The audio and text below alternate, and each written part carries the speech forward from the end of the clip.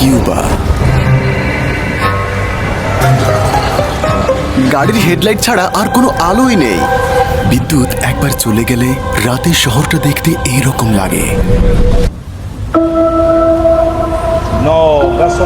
রাজধানী হাভানা প্রায় জনশূন্য, একেবারেই খালি। আমরা ছাড়া তো কেউ নেই। কেন? এই যেন এক ভুতুড়ে শহর। জ্বালানি ঘাটতির কারণে মানুষ গাড়ি ব্যবহার করছে না। গ্যাস স্টেশনগুলো খালি, বিশ্ববিদ্যালয়গুলো বন্ধ, আর এই কারণে কোনো আবর্জনার ট্রাকও নেই। ধনীরা ডলারে লেনদেন করে, আর সাধারণ মানুষের জন্য সরকারি ভর্তুকির দোকান প্রায় খালি। অনেক বাড়িঘর ভেঙে পড়ার পথে, আর মানুষ পরিত্যক্ত বাড়িতে থাকছে। শুধু নিত্য প্রয়োজনীয় জিনিস পেতেই মানুষ সারাদিন লাইনে দাঁড়িয়ে থাকে। প্রতিটি পাড়ায় গোয়েন্দা দ্বারা পরিচালিত সিডিআর নামক কিছু জায়গা আছে। কিউবার মানুষের জীবনযাত্রা কেমন, আজ আমরা তাই দেখব।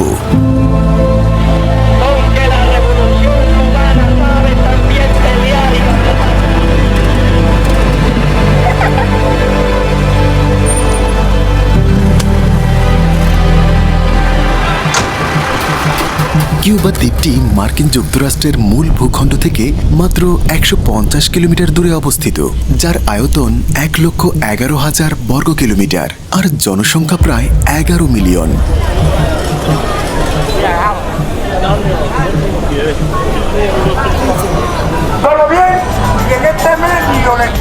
আমরা শুরু করব জ্বালানি সংকট আর এর বিলুপ্তি নিয়ে।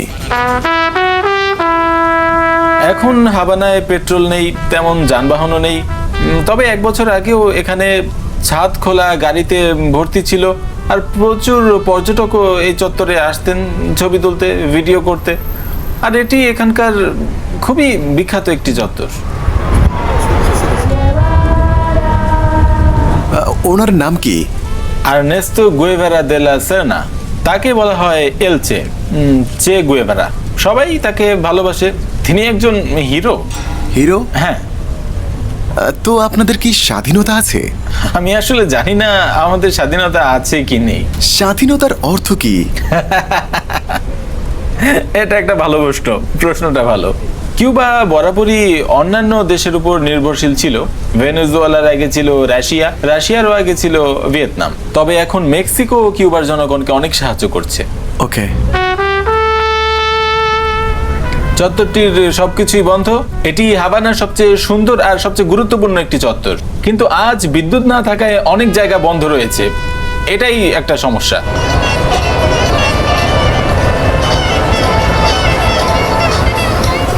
এখানে আপনি কোকো ট্যাক্সি দেখতে পাচ্ছেন। এটার নাম কোকো ট্যাক্সি। স্থানীয়রা এটাকে এই নামেই ডাকে। ঘোড়ার গাড়ি এখন স্থানীয়দের দৈনন্দিন যাতায়াতের মাধ্যম, যাতে কম খরচে চলা যায়। কোনো ট্যাক্সি বা গাড়ি নেই। পরিহাসের বিষয় হলো নিষেধাজ্ঞা, কর আর উচ্চ শুল্কের কারণে নতুন গাড়ি আমদানি করা খুবই কঠিন। অথচ এখানকার গড় বেতন মাসে $50 কম হতে পারে। রাস্তার পরিস্থিতি ভয়াবহ।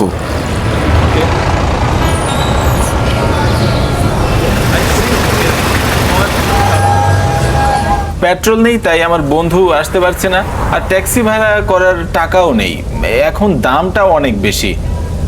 আর আসলে এখন কম দামে পেট্রোল পাওয়াও বেশ কঠিন হয়ে দাঁড়িয়েছে। আর সবই অনেক অনেক ব্যয়বহুল। ভাই, সব খালি। মানুষ কোথায়? ভোর 5টায় বিদ্যুৎ আসে, তবে আবার 7টায় আবার চলে যায়। এখনো 2026 সালেও প্রতিদিন বিদ্যুৎ বিভ্রাট ঘটে। দেখুন, হয়তো একমাত্র পর্যটক। দেখুন, এই পিউজো ডিলারশিপটি খালি, কোনো গাড়ি নেই, একদম পুরোপুরি খালি। দেখলেন, ওটা বন্ধ। কারণটা খুবই সহজ, কোনো জ্বালানি নেই। ভেনেজুয়েলা কোনো জ্বালানি পাচ্ছে না, মেক্সিকো পাচ্ছে না, আর এই মুহূর্তে সেগুলো অবরুদ্ধ। দেখলেন, এটাই ফলাফল। গ্যাস স্টেশনগুলো একদম খালি। গ্যাস স্টেশন দুই প্রকার, সরকারি আর ডলার পরিচালিত। কিউবার বেশিরভাগ জ্বালানি স্টেশন সরকার পরিচালিত, আর আজ তা প্রায় খালি। অথবা একটি অ্যাপের মাধ্যমে বুক করে আপনাকে সপ্তাহ কিংবা মাস ধরে অপেক্ষা করতে হবে। কিউবাতে টিকিট নামে একটি অ্যাপ আছে। এখানে আপনি অপেক্ষমান তালিকাটি দেখতে পাবেন। তিনি ইতিমধ্যেই 3 মাস ধরে অপেক্ষা করছেন, আর অপেক্ষারত 14,620 জনের মধ্যে তার নম্বর হলো 2095। তাই সে কালোবাজারে যায়। হ্যাঁ, অবশ্যই। মাত্র 20 লিটারের জন্য 2 মাস ধরে অপেক্ষা করা একদমই অসম্ভব। এটা অবিশ্বাস্য। এটা বিশ্বাস করা সত্যি কঠিন। একই সময় অনেক স্টেশন আছে যেগুলো বেশি দামে ডলারে বিক্রি করে। এছাড়াও জ্বালানি বিক্রির একটি কালো বাজার আছে।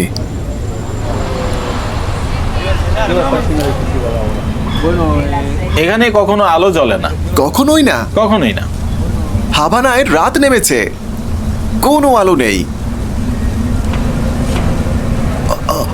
অন্ধকার হয়ে আসছে ভাই, আমরা এখন কি করব? প্রতিদিন একই রকম।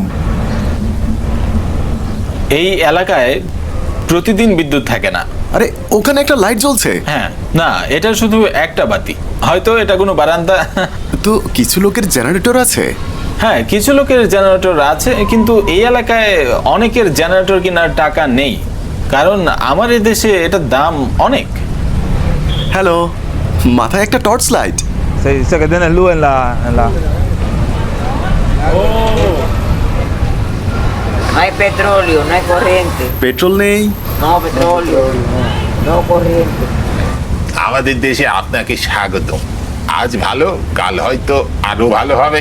দেখুন, বিজয় বিজয়।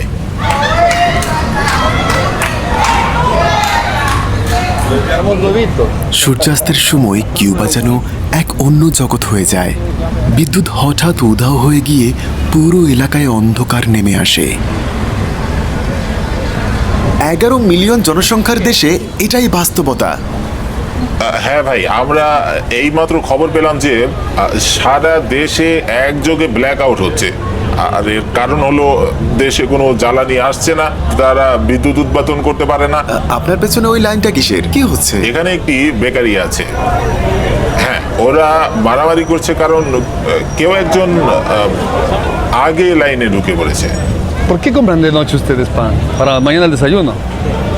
কালকে সকালের নাস্তার জন্য। এখন সন্ধ্যা 7টা বাজে, সারা দেশে অন্ধকার। আচ্ছা, এটা কি যথেষ্ট? কতক্ষণ অপেক্ষা করেছেন? 3 horas. 3 ঘন্টা। 3 ঘন্টা? রুটি কিনতে 3 ঘন্টা। Para comer. Tienes $1.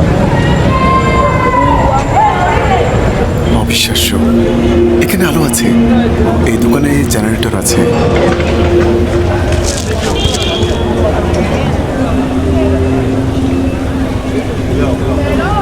Hello hello. Hello, hello.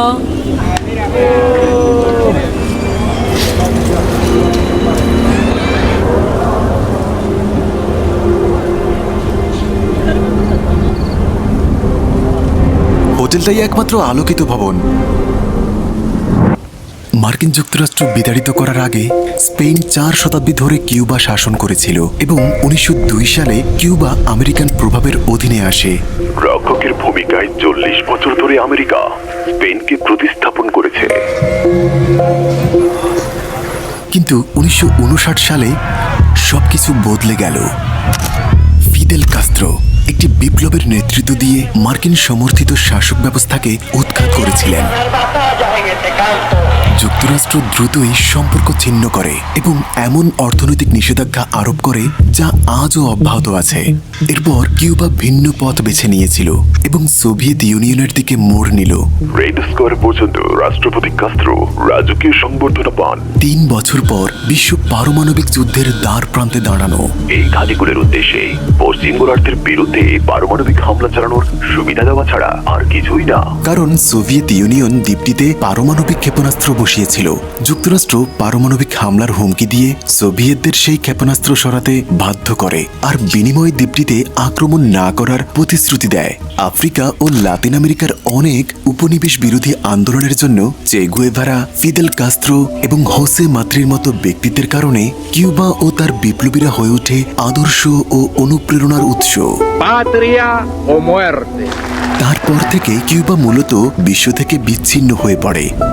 একটা সীমিত অর্থনীতি, আমদানিতে বাধা আর প্রযুক্তিতে কয়েক দশক পিছিয়ে। এখানে অ্যাবিস্টোর নেই। কিন্তু 2026 সালে কিউবা আবার আলোচনায় এলো। এবার ব্যর্থ রাষ্ট্র হিসেবে কিউবার পালা। যখন যুক্তরাষ্ট্র পুনরায় কিউবাতে নিজের প্রভাব বিস্তারের সিদ্ধান্ত নিল, কিউবার তেল বন্ধ করে নতুন অবরোধ দেওয়া হয়, ফলে বিদ্যুৎ নেই। হঠাৎ করেই বিদ্যুৎ চলে গেল। এই সংকট কিউবার প্রতিটি ঘরে ঘরে আঘাত হানছে। কি অদ্ভুত দেশ! যুক্তরাষ্ট্র আজও চাপ দিচ্ছে দ্বীপটিতে প্রভাব ধরে রাখতে, শাসন পরিবর্তন বা সমঝোতার হুমকি দিয়ে। আজ কিউবা দাঁড়িয়ে আছে এক সন্ধিক্ষণে, একদিকে অর্থনৈতিক পতন নাকি এক বড় রূপান্তর যা দশকের সংঘাতের ইতি টানতে পারে। দেখুন, রাস্তাগুলো ফাঁকা, মানুষ দেশ ছেড়ে যাচ্ছে অথবা ফিরতে পারছে না। প্রশ্নটা থেকেই যায়, কিউবা কি স্নায়ু যুদ্ধের স্মৃতিচিহ্ন হয়েই থাকবে, নাকি আমরা দেখছি এই অধ্যায়ের শেষ মুহূর্ত? আজ আমরা একটি জাতির সংগ্রামের গল্প বলবো। Sin tus caderas no puedo cantar. Sin tus caderas no puedo gozar. Bienvenidos a Cuba. তিনি রান্নার কাজে বিদ্যুৎ ব্যবহার করেন, তবে তিনি সাধারণত সকালে রান্নার চেষ্টা করেন। তিনি বলছেন, ভাগ্য ভালো, সকালে রান্না করে ফেলেছি, সুতরাং এখন সবকিছুই প্রস্তুত। এখানে পানি নিয়ে কি সমস্যা? শুনেছি পুরনো হাবানায় পানি নেই। পানিরও একই অবস্থা, এটা প্রতি 15, 18 বা 21 দিন পর পর আসে। আপনি কিভাবে ম্যানেজ করেন? রান্না ও ধোয়া মাজার জন্য আপনি পানি কোথা থেকে পান? পানি সংরক্ষণের জন্য আমাদের অনেকগুলো পানির ট্যাঙ্ক আছে। সে কাঠ ব্যবহার করছে, বিদ্যুৎ নেই, গ্যাসও নেই, সুতরাং তাদের খাবার প্রস্তুত করার জন্য একমাত্র উপায় এটাই একমাত্র উপায়। ভাই, ওরা বলছে ওদের টয়লেট পেপার শেষ হয়ে গেছে। কোনো টয়লেট পেপার নেই? এখন সামান্য আছে, কিন্তু আগে খুব কঠিন ছিল। তো মানুষ খবরের কাগজ ব্যবহার করত? সত্যি? হ্যাঁ, সংবাদপত্র, বই সবকিছুই ব্যবহার করত।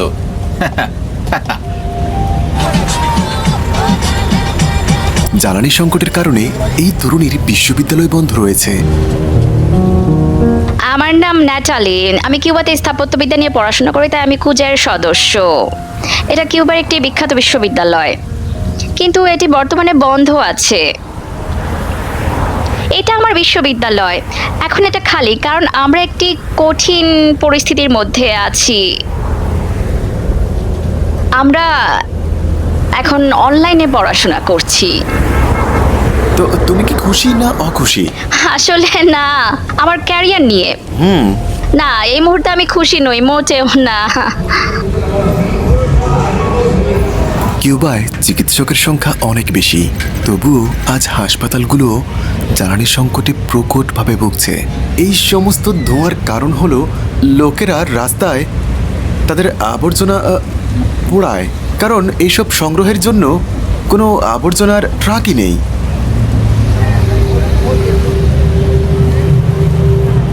দেশের রাষ্ট্রপতি বললেন, আগুন জ্বালাও। চ্যাটজিপিটি এবং আরো অনেক অ্যাপও এখানে কাজ করে না। ডিপসিক চীনা অ্যাপটা কাজ করছে। হ্যাঁ, এখানে অ্যাপ স্টোরও নেই, অ্যাপ স্টোর কাজ করে না। রোজা ইসাবেল। রোজা, আপনি এখানে থেকে খুশি তো? আপনি এখানে থাকতে পেরে খুশি? কি যে বলছেন! আপনাকে দেখে কিন্তু খুশি মনে হচ্ছে না? আপনার তাই মনে হয়? আমার মনে হয় আপনি খুশি নন। আপনার প্রতিবেশী ও বন্ধুরাও কি কিউবা ছেড়ে চলে যেতে চায়?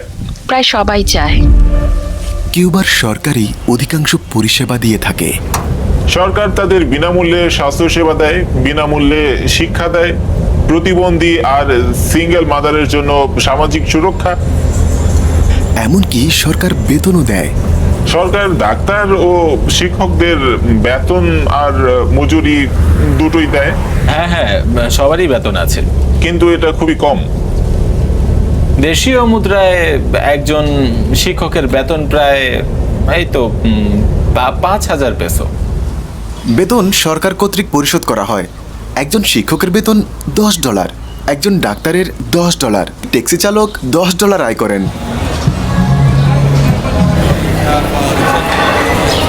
এখানে একটি বড় ব্যাংক আছে যেখানে মানুষ নগদ টাকা তুলতে পারে। ব্যাংক থেকে তারা টাকা তোলে, আর শহরের অনেক এটিএমেই জনগণকে নগদ টাকা দেওয়ার মতো তেমন একটা টাকা নেই। আর সরকার দৈনিক প্রায় 5,000-এর মতো পেসো দিয়ে থাকে। মাত্র এত সীমিত? হ্যাঁ, আমরা সীমিত। আর দেখুন কত মানুষ $10 জন্যই এসেছে।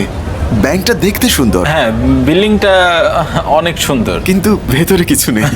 মানে চলুন সুপার মার্কেটে যাই এবং দেখব একজন নাগরিক মাসে $10 দিয়ে কি কিনতে পারে।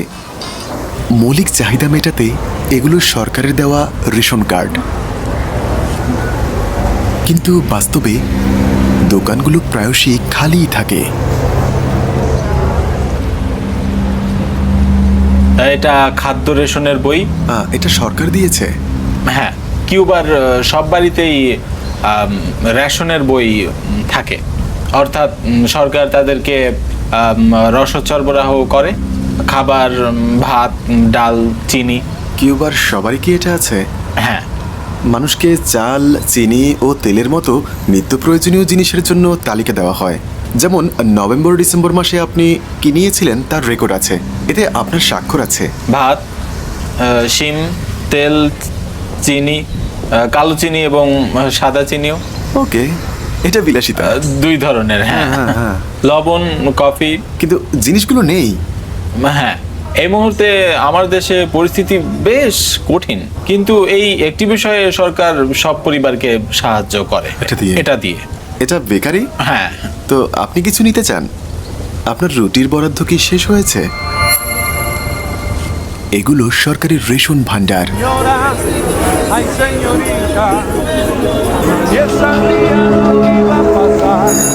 শ্যাম্পুগুলো দেখে মনে হচ্ছে যেন কোনো স্বর্ণ ভান্ডার।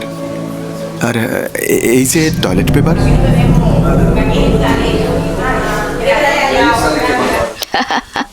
এদিকে দেখুন, টয়লেট পেপার। কারণ এই দোকানটি সরকারের। খালি। অপরদিকে এমন দোকানও আছে যেগুলো ডলারে বিক্রি করে। তো এই বাজারটা কি ধনীদের জন্য? এটা মূলত উচ্চ মধ্যবিত্ত এবং ধনী ব্যক্তিদের জন্য, কারণ সবার কাছে ডলার থাকে না। তো এই সেই জায়গা যেখানে ধনী লোকেরা আসে। এবার সরকারি সুপার মার্কেটটির সাথে এটির পার্থক্য দেখব। প্রতিটি সম্পূর্ণ ভিন্ন এক বাস্তবতা তুলে ধরে।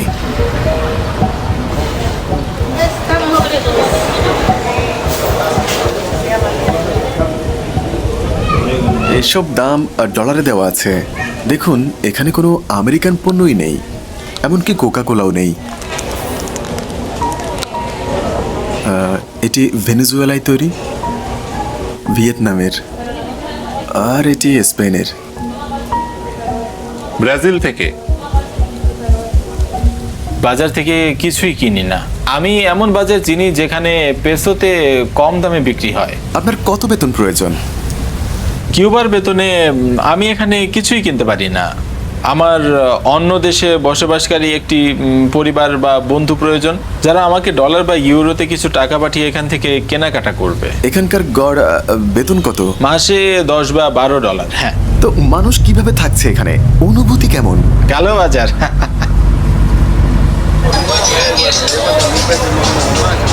এটি কিউবার কালো বাজার।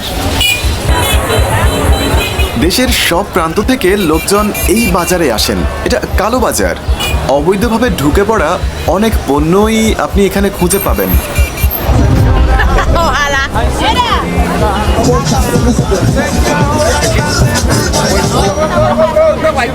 দুর্বল ইন্টারনেটের কারণে ইউটিউবের পরিবর্তে দোকানে ফ্ল্যাশ ড্রাইভে লোড করা ভিডিও পেতে পারেন। তিনি কি সিনেমা ডাউনলোড করে দেয়? তো লোকদের নিয়ে আসা ফ্ল্যাশ ড্রাইভে সে সব কিছু কপি করে দেয়। তারা সিনেমার এটা ওটা কিনে নেয়। আমরা খুব কমই ইন্টারনেট ব্যবহার করি। আমরা বেশ কিছুদিন ধরে এমনটা করছি। সিনেমা হলে দেখানো সিনেমাগুলো নতুন নয়, 90s সিনেমাগুলো নতুনের মতো করে দেখানো হয়। যেমন আজ বিকেল 5টায় তারা পোকাহন্টাস দেখাচ্ছে। 9 জনের বেশি লোক না থাকলে আজ সিনেমা দেখানো হবে না। ওয়াও, আজ কোনো সিনেমা নেই। তারা আলো নিভিয়ে দেয়, বিদ্যুৎ সংযোগ বিচ্ছিন্ন করে দেয়। এটা শেষ। No movies. না, কিন্তু সমস্যাটা হলো মাঝে মাঝে আপনি সিনেমা হলে থেকে যান। অপেক্ষা? হ্যাঁ, সিনেমাটা দেখছেন? আপনি সিনেমা দেখছেন, দেখতে দেখতে 20 মিনিট পর বিদ্যুৎ চলে যায়, তারপরেই শেষ। হ্যাঁ, সব শেষ। ওকে ওকে, সে বলছে কোনো রিফান্ড নেই। আপনি সিনেমার মাঝখানে আছেন আর হঠাৎ আলো নিভে গেল। হ্যাঁ, আলো নিভে যায়। তো সিনেমা হলটির নাম কি? লা রাম্পা। কত পুরনো সিনেমা? পোকাহন্টাস সিনেমাটি আমার মনে হয় 20 বছর আগের। ওকে। এই চোখ ধাঁধানো ক্লাসিক গাড়িগুলো দেখে বিভ্রান্ত হবেন না। মানুষের আয়ের কোনো বিকল্প নেই। এখানে সময় থমকে গেছে। কিউবার 60%-এরও বেশি গাড়ি 50 ও 60-এর দশকের, আর সেগুলো আজও চলছে। কিন্তু কিভাবে? এই গাড়ির বয়স কত? এটা 1951 সালের। আর স্পেয়ার পার্টসের ব্যবস্থা কি? মাঝে মাঝে তারা যন্ত্রাংশগুলো আমদানি করে, অথবা মাঝে মাঝে নিজেদেরই বানাতে হয়, বা এটা বানাতে জানে এমন কেউ আছে। তাদের স্থানীয় কারখানা আছে যেখানে তারা এগুলো তৈরি করে। বড় চেয়ার।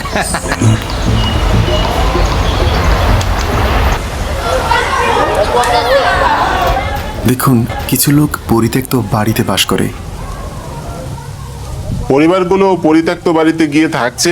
বাড়ির মালিক এখন আর কিউবায় থাকেন না, ফলে গরিব মানুষগুলো এই জায়গাগুলোতে চলে আসে। তারা এখানে থাকতে চায় কারণ এটি একটি কেন্দ্রীয় এলাকা, সবকিছুর খুবই কাছে। এটা কয়েক বছর আগে ধসে পড়েছিল।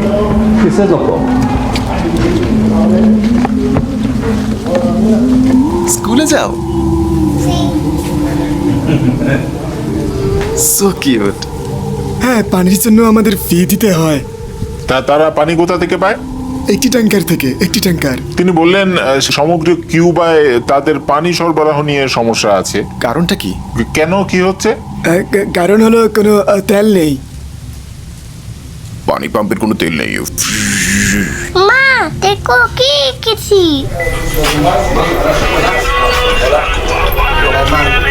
এটা পড়ে যাবে। এটা বেরিয়ে এলে কি হবে? নড়ালে কি পড়ে যাবে? না, এটা পড়বে না। সাবধান সাবধান, যে কোনো সময় ভেঙে পড়তে পারে। সে বলছে এটা আমার জন্মস্থান, এটা আমার জায়গা, আমি এখানেই থাকতে চাই। এই লোকেরা পুরনো হাভানার পুরনো দালানগুলোতে বাস করত, আর সেই ভবনটি ধসে পড়লে সরকার তাদেরকে এই জায়গায় রাখে। সরকার 14টি পরিবারকে এই জায়গায় রাখে। জিমে? হ্যাঁ, জিমে। এটাই বাড়ি? হ্যাঁ। এইরকম? এটা বিছানা? দেখুন, ওরা একটা গ্যারেজে আছে। এখানে 14টি পরিবারকে আনা হয়েছে। উনি প্রতিবেশী? বোন। আপনার বোন ওখানে? সে অন্য বাড়িতে থাকে। কে? এটা ওনার বোনের বাড়ি। এবং এটা আর এটা জিমের ভেতরে বাড়ি। এই বাড়িতেই তারা থাকতো, তারপর এটা ধসে পড়লো, তাই তারা জিমেই থাকে। জানতে চাইলাম মেরামত কেন করা হয় না। বলছে সরঞ্জাম নেই। এই জায়গায় 20টিরও বেশি পরিবার আছে। জায়গাটা রান্না আর তেলের গন্ধে ভরা।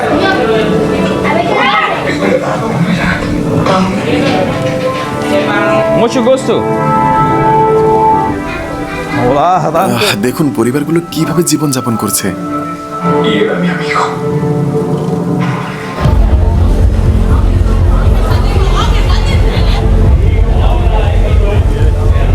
ও, এটাই আপনার দোকান? হ্যাঁ। আর বিদ্যুৎ নেই? আমার ঘরে বিদ্যুৎ নেই। আসুন। এটি কিউবার সেরা gym. Es el mejor gimnasio de Cuba.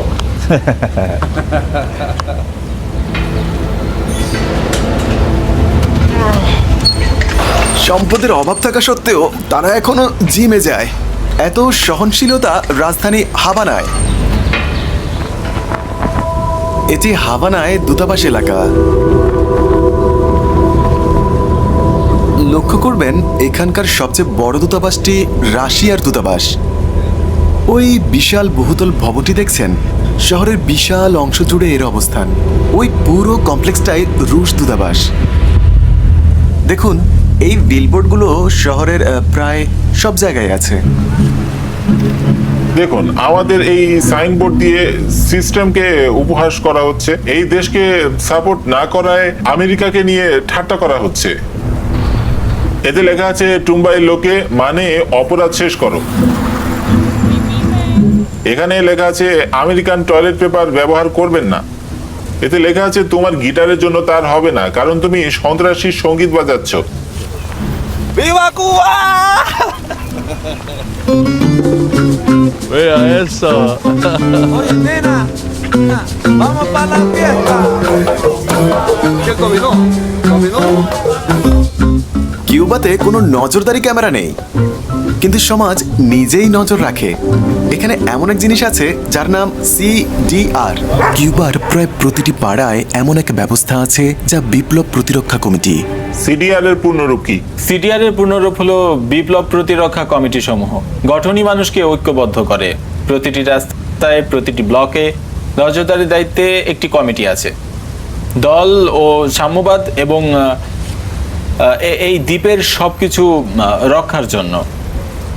তবে কি তারা ভালো কাজ করছে? তারা তখন ছিল, এখন এটা অতীতের বিষয়। মানুষ তাদের দৈনন্দিন চাহিদা মেটানোর চেষ্টায় বেশি মনোযোগী। এখন আর কারো উপর নজর রাখার মতো প্রায় সময় নেই বললেই চলে।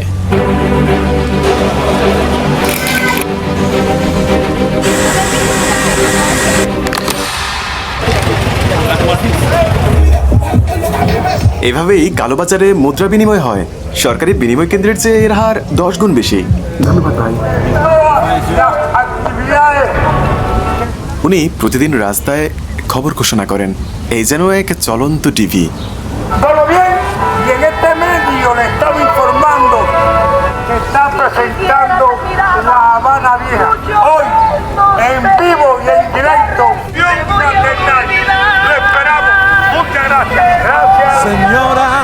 আপনি কি মনে করেন আমেরিকানরা ট্রাম্প কিউবা দখল করে নিতে পারে? আমার মনে হয় না। এটা তার বিশ্বাস হয় না। 60 বছর হয়ে গেল অথচ কিছুই হয়নি। 60 বছর কেটে গেছে কিন্তু কিছুই ঘটেনি। রোজা, আপনাকে অনেক অনেক আপনাকেও ধন্যবাদ। কথা বলে ধন্যবাদ। ভালো লাগলো। ধন্যবাদ। এখন প্রশ্ন হলো, কিউবা কি অতীতেই আটকে থাকবে, নাকি আমরা এই অধ্যায়ের সমাপ্তির সূচনা দেখতে চলেছি? Me gusta el sol, Alicia y la paloma, el buen cigarro y la mala señora. Sabe por dónde andará.